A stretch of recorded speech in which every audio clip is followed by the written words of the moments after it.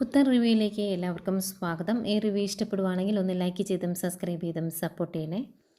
അപ്പോൾ അനിയും നന്ദും കൂടെ ബീച്ചിലിരുന്ന് സംസാരിക്കുവാണ്. അന്നേരം നന്ദു പറയുന്നുണ്ട്, എനിക്കൊരു വിവാഹാലോചന വന്നാൽ നീ അത് പെട്ടെന്ന് മുടക്കിക്കോണം, അല്ലെങ്കിൽ ചിലപ്പോൾ എനിക്ക് സമ്മതിച്ചു കൊടുക്കേണ്ടി വരും. കാരണം ഇതിനു മുമ്പത്തെ ആ വിവാഹാലോചന എനിക്ക് വേണ്ട എന്ന് ഞാൻ പറഞ്ഞപ്പോൾ അമ്മ കാണിച്ചത് എന്താണ് എന്ന് നീ കണ്ടതല്ലേ, കയറി തൂങ്ങാൻ തുടങ്ങി.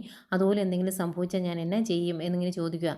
അന്നേരം അനി പറയുന്നുണ്ട്, അതുകൊണ്ടാണ് ഞാൻ പറഞ്ഞത്, ഏതെങ്കിലും ഒരു വിവാഹാലോചന വന്നാൽ അത് നമുക്ക് മുളയിലെ അങ്ങ് നുള്ളിയേക്കാം എന്ന് പറയുക. അപ്പോൾ അങ്ങനെ അവർ സംസാരിച്ചിരിക്കുന്നു. ഈ സമയം ആദർശം നയനയും കൂടെ ജ്യൂസൊക്കെ കുടിച്ചിട്ട് പോരുവാണ്. അന്നേരം ആദർശം പറയുന്നുണ്ട്, നമുക്കൊന്ന് ബീച്ചിലോട്ട് പോകാമെന്ന്.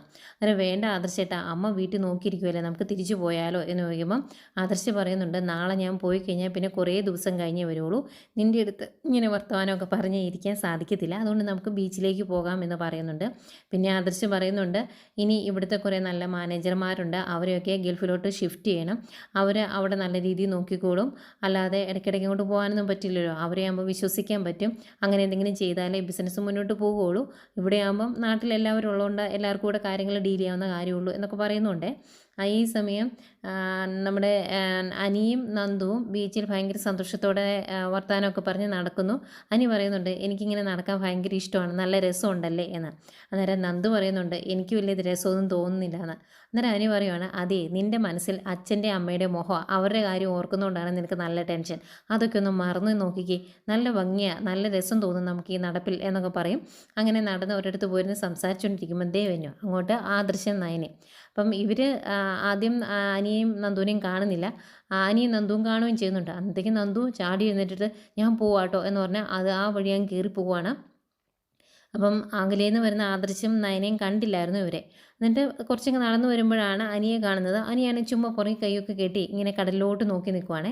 എന്നിട്ട് ആദർശം നീ എന്താണ് ഇവിടെ എന്ന് ചോദിക്കുമ്പോൾ, ഇന്ന് ഓഫീസിൽ ഭയങ്കര സ്ട്രെസ്സായിരുന്നു, മടുത്തുപോയി, അതുകൊണ്ട് കുറച്ച് നേരം കാറ്റ് കൊള്ളാൻ വേണ്ടി ഇങ്ങോട്ട് വന്നതായെന്ന് പറയും. അന്നേരം ഈ ശീലമൊക്കെ നിനക്കുണ്ടോ എന്ന് ചോദിക്കുമ്പോൾ, അങ്ങനെ ശീലമൊന്നും ഇല്ലായിരുന്നു, ഇടയ്ക്ക് ഇങ്ങനെ വരാറുണ്ട്, ഇപ്പോൾ ഇന്ന് വനം തോന്നി അങ്ങനെ വന്നതായെന്ന് പറയുമ്പോൾ, നീ തന്നെയുള്ളോ എന്ന് ചോദിക്കും. തന്നെയുള്ളൂ എന്ന് പറയുമ്പോൾ അവർക്ക് വിശ്വാസമില്ലേ.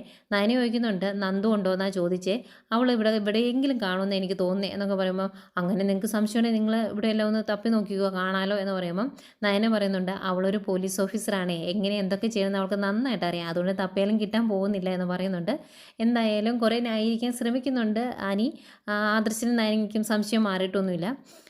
ഏതായാലും അവിടുന്ന് ഓടിക്കയറി പോരുന്ന നന്ദു എങ്ങനെയെങ്കിലും വീട്ടിലെത്തണമല്ലോ, രണ്ടുപേരും ഒരു ബൈക്കിന് വന്നുകൊണ്ട് വണ്ടിയില്ല, നടന്നു പോരുമ്പോഴാണ് അങ്ങോട്ടേക്ക് നെവിൻ വരുന്നത്. ഇതെന്താ നന്ദു ഈ സമയത്ത് ഇവിടെ ഇങ്ങനെ ഒറ്റയ്ക്ക് എന്ന് ചോദിക്കും. അന്നേരം പറയുന്നുണ്ട്, ഇവിടെ ഒരു അടുത്തൊരു ചേരിയുണ്ട്, അവിടെ ചില പ്രശ്നങ്ങളുണ്ട്, അത് നേരിട്ടൊന്ന് അറിയാൻ വേണ്ടി പോകുന്നതാന്ന് പറയും. അന്നേരം വേറെ പോലീസുകാരൊന്നും ഇല്ലേ എന്ന് ചോദിക്കുമ്പം, ഇല്ല, മഫ്റ്റിയിൽ പോയി ഒന്ന് നോക്കാമെന്ന് ഓർത്ത് പോകുന്നതാണ്, എന്തെങ്കിലും ആവശ്യമുണ്ടെങ്കിൽ ഞാൻ വിളിച്ചേക്കാമെന്ന് പറഞ്ഞിട്ടുണ്ട് പോലീസ് സ്റ്റേഷനിൽ എന്ന് പറയും. അന്നേരം ഇനി എങ്ങോട്ടാന്ന് ചോദിക്കുമ്പോൾ, ഇനി വീട്ടിലോട്ടാ എന്ന് പറയും. അന്നേരം നെവിൻ ചോദിക്കുന്നുണ്ട്, എന്നാൽ ഞാൻ കൊണ്ടുവിടട്ടെ എന്ന്. അന്നേരം ഇവിടുന്ന് എങ്ങനെയെങ്കിലും രക്ഷപ്പെടണമല്ലോ, ആദർശം നയനെയും കാണുകയും ചെയ്യരുത്, അതുകൊണ്ട് എന്നാൽ ഞാൻ കൂടെ വരാമെന്ന് പറയുമ്പോൾ, നന്ദുവിനിങ്ങനെ ആൺകുട്ടികളുടെ കൂടെ ബൈക്കിൽ പോകാൻ അങ്ങനെ പ്രശ്നമൊന്നും ഇല്ല അല്ലേ എന്ന് ചോദിക്കും. അന്നേരം നന്ദു ചോദിക്കുന്നുണ്ട്, അതെന്തിനാ ഞാൻ അങ്ങനെ പോകാൻ ബുദ്ധിമുട്ട് കാണിക്കുന്നത്, എൻ്റെ കൂട്ടുകാരുടെ കൂടെയൊക്കെ ഞാൻ പോകാറുണ്ട്, ഒരാണും പെണ്ണും ഒരുമിച്ച് ഒരു ബൈക്കിൽ പോയി എന്ന് കരുതി എന്ത് സംഭവിക്കാനാണ് നവീനേട്ടാ എന്ന് ചോദിക്കും. അന്നേരമാണ് നവീന് ഒരു സമാധാനമാകുന്നത്. ഈ അനിയും നന്ദു കൊണ്ട് ഒരുമിച്ച് പോയതിൻ്റെ വിഷമം മനസ്സിൽ കിടക്കുമായിരുന്നല്ലോ. പെൺകുട്ടികൾ ഇങ്ങനെ വേണം സംസാരിക്കാൻ, ഇതെനിക്ക് ഇഷ്ടപ്പെട്ടു, ഏതായാലും നന്ദു കയറുമെന്ന് പറയും.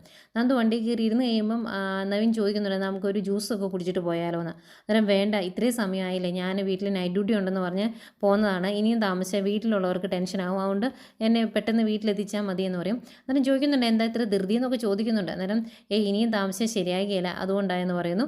അങ്ങനെ അവർ ബൈക്കിന് പോവുകയാണേ. ഈ സമയം ബീച്ചിൽ ആദർശനും നയനയും ഒരുമിച്ച് നിർത്തി കുറേ ഫോട്ടോസൊക്കെ എടുത്ത് കൊടുക്കുന്നുണ്ട് അനി. എന്നിട്ട് ആ ഫോട്ടോയൊക്കെ കൈ കൊണ്ട് കൊടുത്തിട്ട് പറയുന്നുണ്ട്, ക്യാമറ കൊണ്ട് കൊടുത്തിട്ട് പറയുന്നുണ്ട്, ഇനി ഏട്ടത്തി കുറച്ചൊരു ഈ സ്റ്റില്ലൊക്കെ കണ്ടുകൊണ്ടിരിക്കുക, ഏട്ടൻ നാളെ പോവുമല്ലേ, അന്നേരം ഇതൊക്കെ നല്ലതാ എന്ന് പറയുന്നുണ്ട്. എന്നിട്ട് അനി ചോദിക്കും, ഞാൻ പൊയ്ക്കോട്ടെ എന്ന്. അന്നേരം അവർക്ക് സംശയമാണ് അനി തന്നെയാണോ എന്നതെന്ന്. എന്നിട്ട് നീ എങ്ങനെയായിരുന്നല്ലോ ഇങ്ങോട്ട് വന്നതെന്ന് ചോദിക്കുമ്പം, ബൈക്കിനാണെന്ന് പറയും. അന്നേരം ആദർശം ഉറപ്പിച്ച് പറയുന്നുണ്ട്, ബൈക്കിനാണെങ്കിൽ നിൻ്റെ കൂടെ വേറെ ആരെങ്കിലും കാണും, ബൈക്കിൽ നീ തന്നെ യാത്ര ചെയ്യാറില്ലല്ലോ എന്നൊക്കെ ചോദിക്കുന്നുണ്ട്. അങ്ങനെയൊന്നുമില്ല, ഏട്ടന് സംശയമുണ്ട്, ഏട്ടൻ അന്വേഷിച്ച് നോക്കുക എന്നൊക്കെ പറയും. അതിനിടയ്ക്ക് ആദർശ് പറയുന്നുണ്ട്, അന്ന് നയനയുടെ പ്രഗ്നൻ്റ് ആണ് എന്നറിഞ്ഞപ്പോൾ ചെറിയൊരു ആഘോഷം നടത്തിയായിരുന്നല്ലോ. ആ ആഘോഷ സമയത്ത് നന്ദു അങ്ങോട്ട് വന്നപ്പോൾ രണ്ടുപേരുടെ കണ്ണി നോക്കുന്നൊക്കെ ഞങ്ങൾ കണ്ടായിരുന്നു എന്നൊക്കെ പറഞ്ഞ് കുറേ കാര്യങ്ങൾ പറഞ്ഞ് തിരിച്ചും മറിച്ചും അനിയെ കൊണ്ട് സത്യം പറയിപ്പിക്കാൻ നോക്കുന്നുണ്ട്. പക്ഷേ അനി അവിടുന്ന് അതിവിദഗ്ധമായി രക്ഷപ്പെട്ട് പോരുന്നു. എന്നിട്ട് റോഡിൽ കയറുന്നത് നന്ദു എവിടെ വരെ എത്തിയെന്നറിയാൻ വേണ്ടി ഫോൺ വിളിക്കുക. അന്നേരം നെവിൻ വണ്ടി ഒന്ന് ഒതുക്കുന്നു. നന്ദു ഫോൺ എടുത്തിട്ട് എടാ ഞാൻ വീട്ടിലെത്താറായി എന്ന് പറയുമ്പോൾ അതെങ്ങനെയാണ് ഇത്രയും പെട്ടെന്ന് വീട്ടിലെത്താറായത് എന്ന് വയ്ക്കും. അതൊക്കെ ഞാൻ പിന്നെ വീട്ടിൽ ചെന്നിട്ട് പറയാമെന്ന് പറയും. ഫോൺ വയ്ക്കും. അന്നേരം എനിക്ക് ആകെ വിഷമാവുകയെ ഓടിച്ചെന്ന് നന്ദുവിനെ കൂടെ കെട്ടി പിന്നെ ഒന്ന് കറങ്ങാമെന്ന് ഓർത്തായിരുന്നു എന്ന് തോന്നുന്നു. എന്തായാലും ഫോൺ വെച്ച് കഴിയുമ്പോൾ നന്ദുവിനോട് നെവിൻ ചോദിക്കുന്നുണ്ട് ആരാ വിളിച്ചത് എന്ന്. എന്നാൽ പോലീസ് സ്റ്റേഷനിൽ നിന്നാണ് എന്ന് പറയും. അവർ നേരെ പോരുകയും ചെയ്യുന്നുണ്ട്. ഏതായാലും നന്ദുവിനെ കൊണ്ടുവിടാനായിട്ട് വരുന്ന നവീൻ കൊണ്ടുവിട്ടിട്ട് അങ്ങ് പോകുമൊന്നുമല്ല, നേരെ അകത്തോട്ട് വന്ന് അവിടെ ഇരുന്ന് കുറച്ച് നേരം സംസാരിക്കുന്നൊക്കെ ഉണ്ട്. അന്നേരം ഗോവിന്ദൻ പറയുന്നുണ്ട് ഇടയ്ക്ക് അനന്തപുരി പോയി ഭക്ഷണം കഴിച്ചു എന്ന് ഞങ്ങൾ അറിഞ്ഞായിരുന്നു. അന്നത്തെ കോടതിയിലെ പ്രകടനത്തിന് ശേഷം ഇവിടെയും വിളിച്ച് ഒരു ദിവസം ഭക്ഷണം തരണം എന്ന് ഞങ്ങൾ കരുതിയിരുന്നത്, അതുകൊണ്ട് ഒരു ദിവസം ഇങ്ങോട്ട് വരണം എന്നൊക്കെ വരാമെന്നും പറയുന്നുണ്ട് നവീൻ. അങ്ങനെ കുറച്ച് നേരം സംസാരിച്ചിട്ട് ഗോവിന്ദനോടും കനകയോടായിട്ട് നവീൻ പറയുവാണ് അച്ഛനും അമ്മയും ഒരു കാര്യം ശ്രദ്ധിക്കണം, എന്ത് കേസാന്വേഷണത്തിൻ്റെ പേരിലാണെങ്കിലും ഇങ്ങനെ രാത്രിയിലൊന്നും തന്നെ പുറത്തേക്ക് വിടരുത്. ശത്രുക്കളെ നേരിട്ട് മുന്നിൽ വന്നു കഴിഞ്ഞാൽ നമുക്ക് നേരിടാൻ പറ്റും, പക്ഷേ ചില ശത്രുക്കൾ പുറകിൽ നിന്ന് ആക്രമിക്കുന്നവരായിരിക്കും, അതുകൊണ്ട് ശ്രദ്ധിക്കണം എന്നൊക്കെ പറഞ്ഞ് ഇങ്ങനെ കുറേ ഉപദേശിക്കുവാണ്.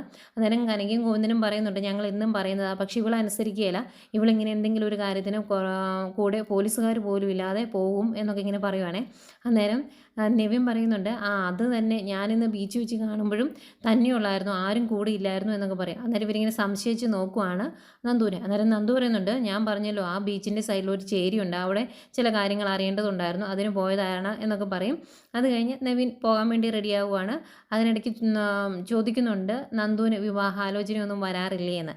അന്നേരം കനക പറയും അങ്ങനെ ഇഷ്ടം പോലെ വിവാഹാലോചന വരാറുണ്ട്, പക്ഷേ പയ്യൻ കാണാൻ വരുമ്പോൾ പെണ്ണ് വീട്ടിൽ കാണണ്ടേ, ഇവള് പിടി തരുന്നില്ല, അതുകൊണ്ടാണ് എന്നൊക്കെ പറയും. എങ്കിൽ ഞാൻ പിന്നെ വരാം എന്ന് പറഞ്ഞിട്ട് നവീൻ അങ്ങോട്ട് പോവാണ്. പോയി കഴിയുമ്പം കനകയും ഗോവിന്ദനും നന്ദുവിനോട് ചോദിക്കുന്നുണ്ട് സത്യം പറയടി ബീച്ചിൽ പോയപ്പം കൂടെ അനിയില്ലായിരുന്നോ എന്ന്. അന്നേരം ഇല്ലായിരുന്നു, ഞാൻ തന്നെ ഉള്ളായിരുന്നു എന്ന് പറഞ്ഞിട്ട് നന്ദു അങ്ങ് പോകാൻ നോക്കുമ്പം അതെ ഞങ്ങൾക്ക് അങ്ങനെ വിശ്വാസമായിട്ടില്ല എന്നൊക്കെ പറയുന്നുണ്ട്. നിങ്ങളിങ്ങനെ സംശയിക്കേണ്ട കാര്യമൊന്നുമില്ല, ഇന്നത്തെ കാര്യം ഞാൻ നേരത്തെ നിങ്ങളോട് പറഞ്ഞിരുന്നല്ലായിരുന്നോ എന്നൊക്കെ ചോദിച്ച് ഇതിൽ ദേഷ്യം ഭാവമൊക്കെ നടിച്ച് നന്ദു അവിടുന്നും രക്ഷപ്പെടുന്നുണ്ട്. ഫുഡ് കഴിച്ചതാണ് ഓടി നോക്കുമ്പോൾ അതെ എനിക്കിനി ഒന്ന് കിടന്നാൽ മതി എന്ന് പറയും. നന്ദു അങ്ങ് പോയി കഴിഞ്ഞും കനകയും ഗോവിന്ദനും പറയുന്നുണ്ട് മിക്കവാറും അവളുടെ കൂടെ ആനി കാണുമായിരിക്കും, അല്ലെങ്കിൽ അവൾ ആ ബീച്ചിൻ്റെ സൈഡിലോട്ട് പോകേണ്ട കാര്യമില്ലല്ലോ എന്ന്. ഇത് തന്നെയാണ് ഈ സമയം ആദർശും നയനയും സംസാരിക്കുന്നത്. ആദർശ് പറയുന്നുണ്ട് അവൻ്റെ കൂടെ നന്ദു കാണും, അല്ലാതെ അവൻ ഈ സമയത്ത് ഇവിടെ വരത്തൊന്നുമില്ല. പിന്നെ നമ്മളെ കണ്ടപ്പോൾ നന്ദു മാറിയതായിരിക്കും, അവർ തമ്മിൽ ഒന്നിക്കണമെന്ന് ആഗ്രഹമുണ്ട്, പക്ഷെ സാധിക്കില്ലല്ലോ, എന്ത് ചെയ്യാം എന്നൊക്കെ പറഞ്ഞാൽ അങ്ങനെയുള്ള കുറേ സങ്കടങ്ങളും വിഷമങ്ങളും ഒക്കെ അവർ പറയുന്നുണ്ട്. പിന്നെ ആദർശ് നാളെ ദുബായിക്ക് പോകുമല്ലേ, പിന്നെ കുറേ ദിവസം കഴിഞ്ഞല്ലേ വരുവുള്ളൂ. പിന്നെ അവരുടെ ചെറിയ റൊമാൻസും കാര്യങ്ങളും ഒക്കെ ആയിട്ട് അവർ ബീച്ചിൽ വർത്താനമൊക്കെ പറഞ്ഞിരിക്കുന്നു. ആ സമയം നയനയ്ക്കാകെ ടെൻഷനാണ്, അമ്മ ഓർക്കളിച്ചിരിക്കും നമുക്ക് പോയാലോ എന്നൊക്കെ ചോദിക്കുമ്പോൾ അതൊന്നുമില്ല, അമ്മ ഇപ്പോൾ ഉറങ്ങിക്കാണ്, നമുക്ക് കുറച്ച് കഴിഞ്ഞ് പോകാമെന്ന് പറഞ്ഞ് അവർ ബീച്ചിലിരിക്കുവാണ്. അവിടെ ഇരുന്ന് ഓരോ കാര്യങ്ങൾ സംസാരിച്ചിരിക്കുന്നത് കാണിച്ചുകൊണ്ടാണ് ഇന്നത്തെ എപ്പിസോഡ് അവസാനിക്കുന്നത്.